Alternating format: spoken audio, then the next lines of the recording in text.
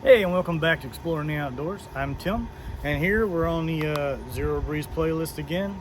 So I wanted to show you the proper way to set the Zerobreeze up to work on a rooftop tent or even like a small trailer like a teardrop if you want to set your unit outside. I always prefer to set mine outside because I'm in Texas and it's very, very humid here, and I've made the mishap of bumping mine in the middle of the night while sleeping and kind of put a lot of water in the tent.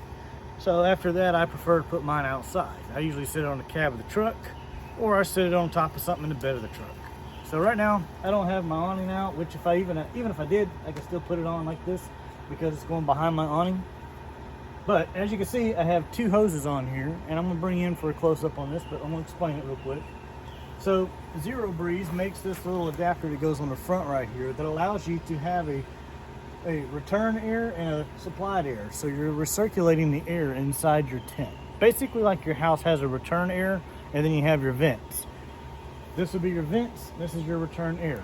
And it's recirculating the air inside. The reason why that's important is because in an area like this, just having cool air blowing in, it helps, but it's not that great. You want to get the humidity. The humidity is what makes it really muggy feeling.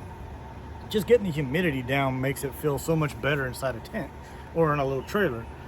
But the cool air, you know, the combination of getting the humidity down and the cool air going in is what's going to make it way more comfortable and you can sleep better. So this is the proper way to set it up.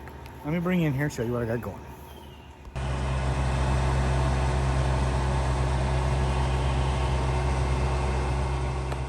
So this right here is the adapter that I was talking about, and this is where your return air on the front side is. Everybody gets that confused. There's a intake on the back and there's an intake on the front. The intake on the front is for your recirculated air that's being conditioned in your tent. The intake on the back is for your heat exchange. It uses outside air to do the heat exchange, so you're not robbing your conditioned air from inside the tent. And that's how you're going to make your unit work more efficient for you.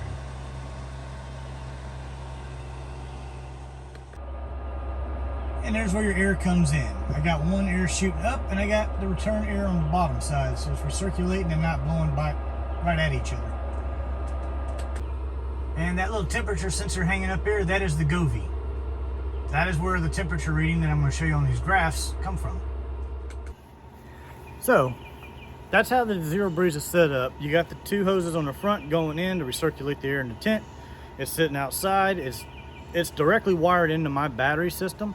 And if you guys would like to see more about how I have mine wired up, I can get about 10 to 14 hours out of mine on the high setting. So pulling like max wattage 240 watts. But I can go a lot longer if I run it on the medium setting, because I only pulls about 160 at that point. But anyway, so I'm gonna put right here the chart. And we started at 107 degrees. Tent was in direct sunlight. It's black and gray, so it's absorbing heat. I have a 200 watt solar panel on this side, and that's charging the batteries, just running it, but that's kind of off the subject anyway. But so my tent is black and gray, absorbing heat. It's in Texas. It was 90 plus degrees outside right now. It's fairly high humidity, and the inside temp on the temperature of the tent was 107 when I started it on the inside. And it went from 107 to I think it was 83 in 1 hour. So that's pretty good. Unrealistically, I mean, you're not going to be in your tent during the day. And obviously my tent is now shaded, so it probably helped it out a bunch right there at the end, because it was in direct sunlight most of the test until right now. So it will drop at 20 to 30 degrees, and it just depends on how you have it set up. If you have it recirculating the air, it's reconditioning that air, it's taking out the humidity, it's going to lower that temperature better. If you got the one tube going in, it's only going off of what outside air temperature is, and it's not going to recirculate and it's not going to remove the humidity. So you want the two hoses going in, or if you have the whole unit sitting inside, you want the two big back hoses going out, which we'll do that in another video and show you how that one's set up.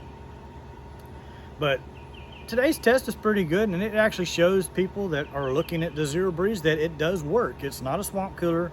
It's got an a compressor, it's got an evaporator and condenser, it's an actual air conditioner. It's 134 refrigerant, but it does actually work for cooling down small spaces like tents and stuff. Everybody, I keep hearing all these people saying, oh, it's just a spot cooler and this and that. It's not just a spot cooler. If you're in a large area like in your house and your power goes out or something, yeah, you'd have to use it like a spot cooler because it's not going to cool a space that size. It's good for about 40 to 50 square feet. It's only 2,300 BTUs.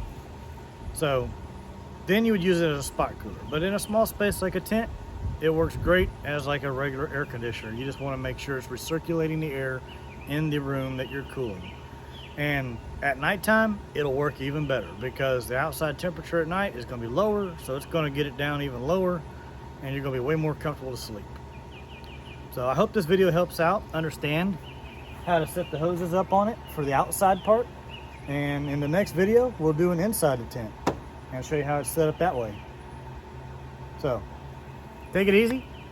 If you haven't been to my channel before and you like the content that I'm putting out, please like and subscribe. It helps out a lot to grow my channel. I'm still a small channel, but I'm growing.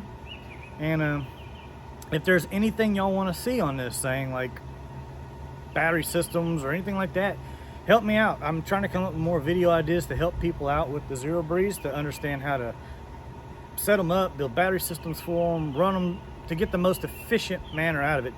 Because you spent the money on it, you want to make sure it works right for you. So anyway, hope to see y'all on the trail, and until the next video, later.